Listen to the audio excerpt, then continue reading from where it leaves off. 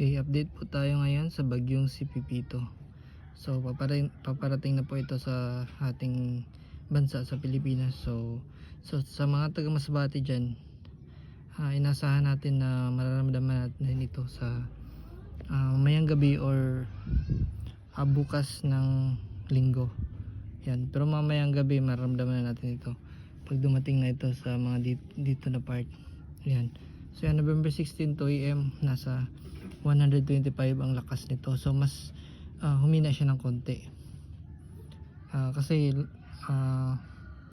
nabot na ito ng 200 tapos pababa ng pababa. Ngayon 125. Kasi naging VT na ito, very strong.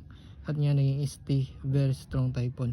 Pero malakas pa rin kasi malawak ang kanyang matatamaan. Mga 300 kilometers ang kanyang laki. So inaasahan